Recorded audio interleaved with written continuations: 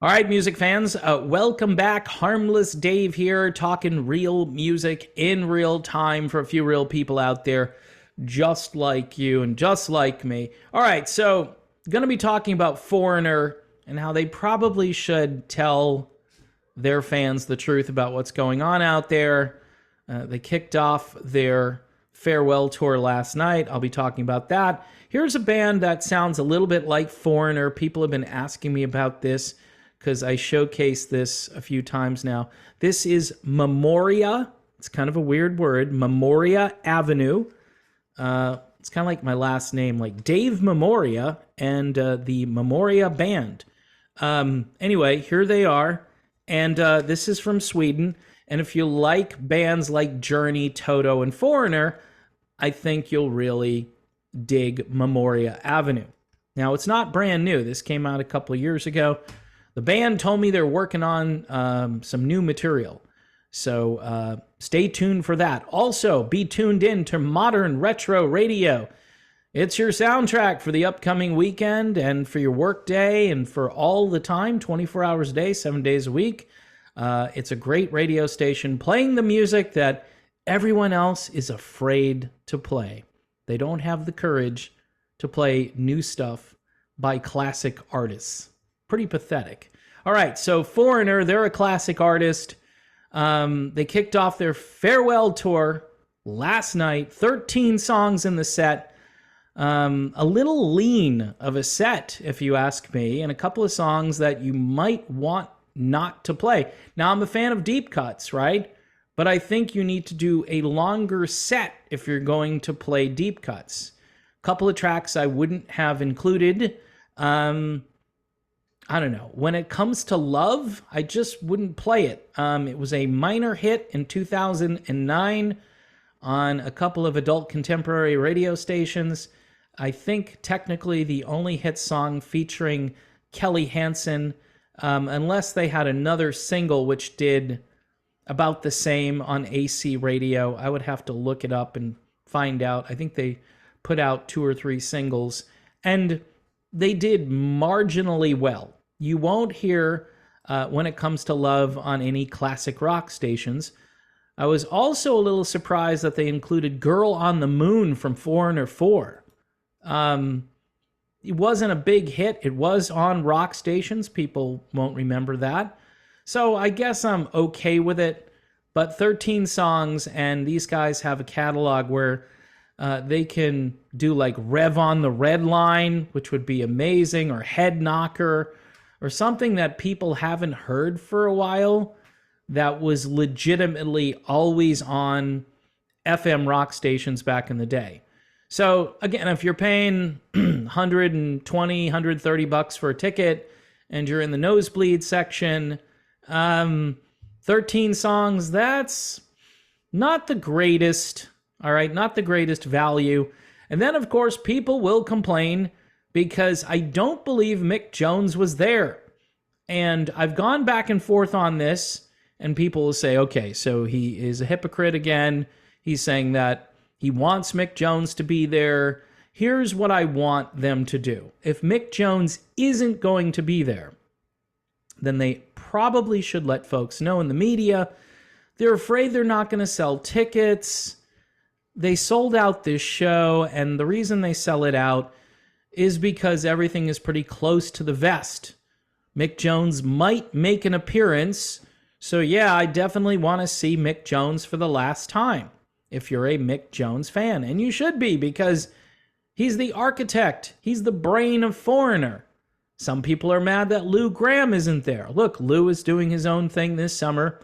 I do think it would be appropriate if Foreigner formally asked Lou Gramm to come on over and say, hey, why don't you do a couple of shows with us like he did, during the whole Jones Beach concert and some other places that they performed a few years back.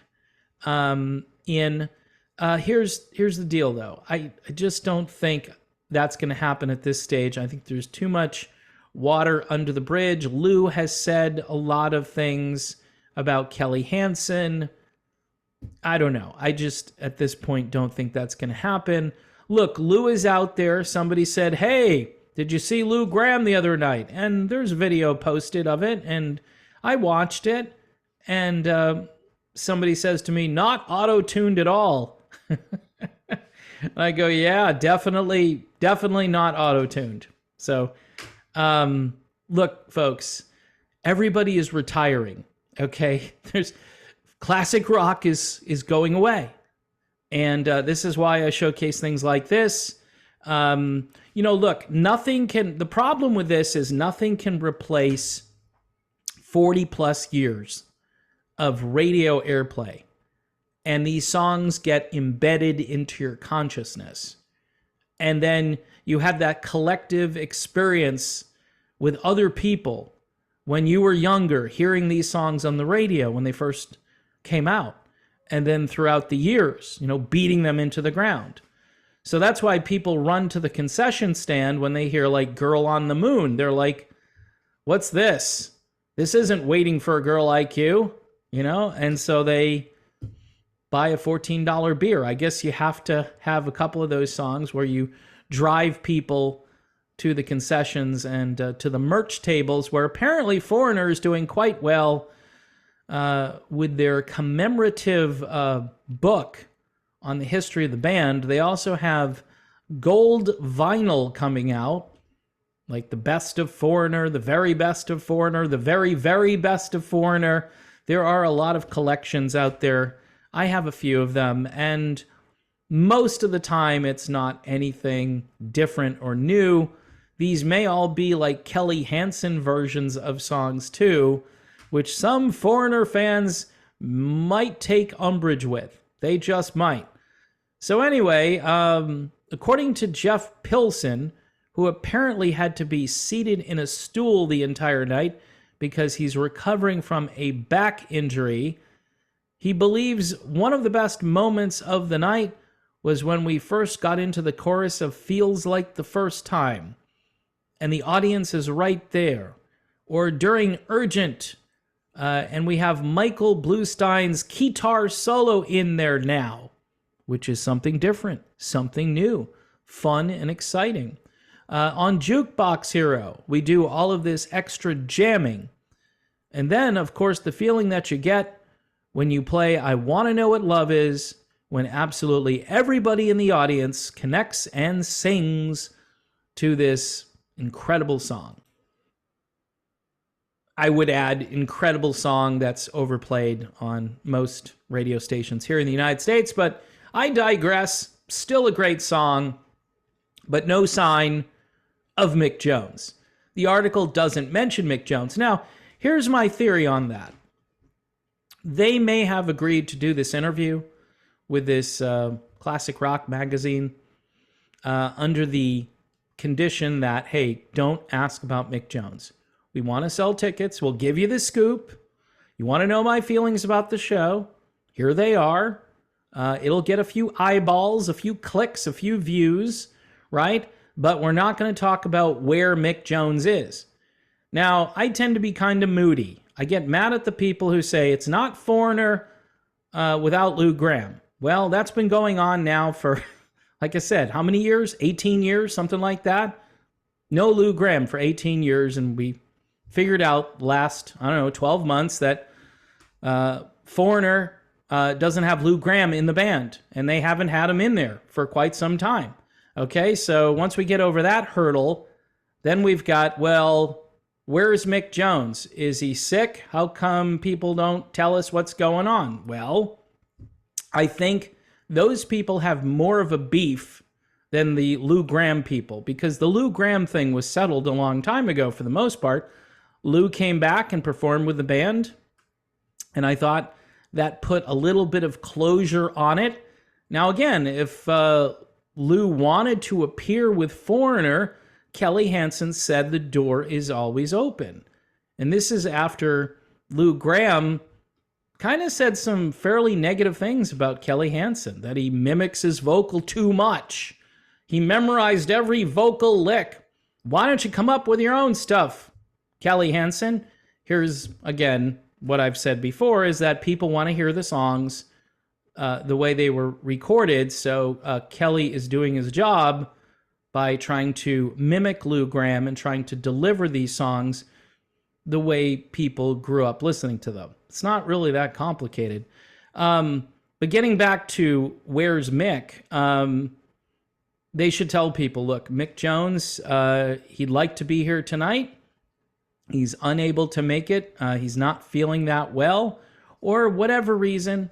Everybody wants the tour to be a success. It is the farewell tour. It's this year and going into next year, and then that's it for Foreigner. There are a lot of farewell tours going on right now, and it's depressing. I think one website had 14 of them.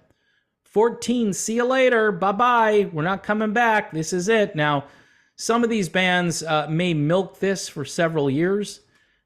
Kiss, they love to do farewell tours. Gene Simmons has said a couple of times that you never know. This might not be the total end of the road, but it looks like the end of the road, but you never know. So you've also got Aerosmith out there, which is huge because Aerosmith has most of their original members, except the drummer, who I think wants to be there, but physically just can't be there. With Foreigner, you're hanging on to one original member, and that's just barely. But, you know, here's the deal. We're in 2023. We're far removed from the original band, and people want to hear these songs, and they want to hear it done right. And Jeff Pilson is a quality musician. Kelly Hansen is a quality musician.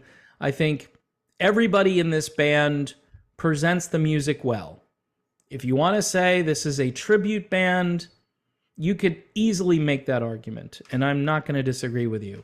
However, does it really matter at this point, this late in the game? These guys are in their swan song. This is the sunset of an era, and it's just depressing. From my point of view, it's just depressing that all of these classic rock bands are going away. It wouldn't be as depressing if the industry itself had kept these bands alive for a longer period of time, and there were other artists waiting in the wings to get in there and do what these bands had done for 20 or 30 years up until that point. So you would have had replacement bands who would be much younger right now, who we could all go and listen to and say, hey, if you like Foreigner, for instance, you might like this band. If this band came out, say, in 1998, and the radio was okay with it. But the industry decided to get rid of this kind of music. So they're probably really happy, the industry, that these baby boomer bands are going away. They're going away. So in any event, 13 songs, kind of a lean set, like I said. I think they probably should have done a longer set. Believe me, I complained the other day. I don't want to be at a concert for 3 or 4 hours. That's ridiculous. I do want to get my money's worth. So Girl, I like Girl on the Moon, but you probably should get rid of that in your set and beef it up. If you need some help, I can design a set list for you, which I think would be very entertaining for both the casual fans and the hardcore fans alike. So there you have it. Foreigner kicks off their farewell tour. No sign of Mick Jones. Maybe he was there. If he was there, somebody let me know and I'll do a video saying he was there during this song for 30 seconds and then he left or whatever it was. It's not mentioned in the article and it's not in any of the video footage I've seen. All right. Again, one more time for Memoria Ave. There they are. Great band from Sweden working on their second album. My name is Dave. Don't forget to subscribe to the channel. Hit the bell for notifications for new videos. Also, YouTube memberships. I've got more YouTube memberships than I thought I had. So that's really great. Thank you so much for doing that. I need your help over on Patreon as well. We're always fighting against an algorithm for whatever reason. I think people know what the reason is, but yeah, there it is. I'm telling you that Sometimes I say stuff that certain people don't appreciate. And also don't forget to check out Modern Retro Radio, modernretrofm.com. You'll hear some great music over there. You'll hear new stuff by classic artists. So if Foreigner drops one more song, they may have something in the vault somewhere. This radio station, Modern Retro Radio, they'll be playing it, I'm pretty sure. All right, people, that's it. I'm done. See you soon.